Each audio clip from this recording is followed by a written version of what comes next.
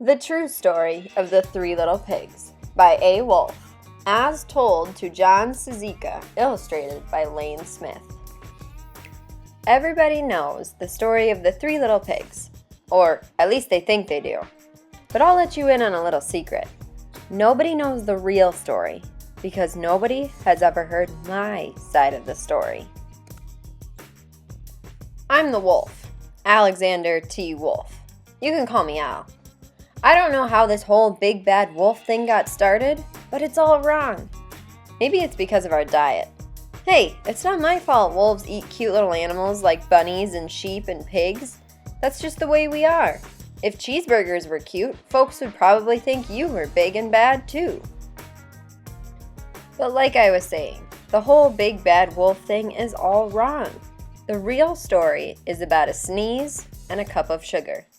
This is the real story. Way back in Once Upon a Time, I was making a birthday cake for my dear old granny. I had a terrible sneezing cold. I ran out of sugar. So I walked down the street to ask my neighbor for a cup of sugar. Now, this neighbor was a pig, and he wasn't too bright either. He had built his whole house out of straw. Can you believe it? I mean, who in his right mind would build a house of straw? So, of course, the minute I knocked on the door, it fell right in. I didn't want to just walk into someone else's house, so I called, little pig, are you in?" No answer. I was just about to go home without the cup of sugar for my dear old granny's birthday cake. That's when my nose started to itch. I felt a sneeze coming on. Well, I huffed, and I snuffed, and I sneezed a great sneeze! And you know what? That whole darn straw house fell down, and right in the middle of the pile of straw was the first little pig, dead as a doornail. He had been home the whole time. It seemed like a shame to leave a perfectly good ham dinner lying there in the straw, so I ate it up. Think of it as a big cheeseburger just lying there. I was feeling a little better, but I still didn't have my cup of sugar. So I went to the next neighbor's house. This neighbor was the first little pig's brother. He was a little smarter, but not much. He had built his house of sticks. I rang the bell on the stick house. Nobody answered. I called, Mr. Pig, are you in?" He yelled back, "Go away, Wolf! You can't come in. I'm shaving the hairs on my chinny chin. I had just grabbed the doorknob when I felt another sneeze coming on. I huffed, and I snuffed, and I tried to cover my mouth, but I sneezed a great sneeze. And you're not going to believe it, but this guy's house fell down just like his brother's.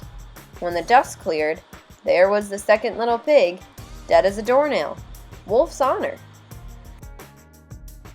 Now, you know food will spoil if you just leave it out in the open. So I did the only thing there was to do. I had dinner again. Think of it as a second helping. I was getting awfully full.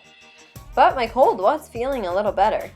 And I still didn't have that cup of sugar for my dear old granny's birthday cake. So I went to the next house. This guy was the first and second little pig's brother. He must have been the brains of the family. He had built his house of bricks. I knocked on the brick house. No answer.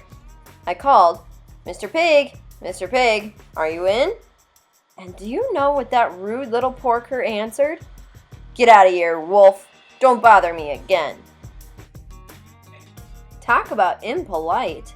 He probably had a whole sack full of sugar, and he wouldn't give me even one little cup for my dear sweet old granny's birthday cake. What a pig!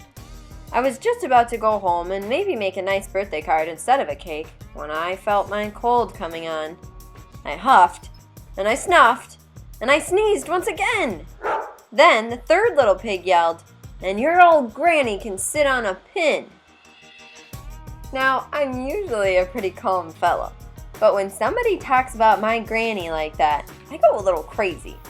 When the cops drove up, of course I was trying to break down this pig's door, and the whole time I was huffing and puffing and sneezing and making a real scene. The rest, as they say, is history. The news reporters found out about the 2 pigs I had for dinner. They figured a sick guy going to borrow a cup of sugar didn't sound very exciting. So they jazzed up the story with all of that huff and puff and blow your house down. And they made me the big bad wolf. That's it. The real story. I was framed. But maybe you could loan me a cup of sugar.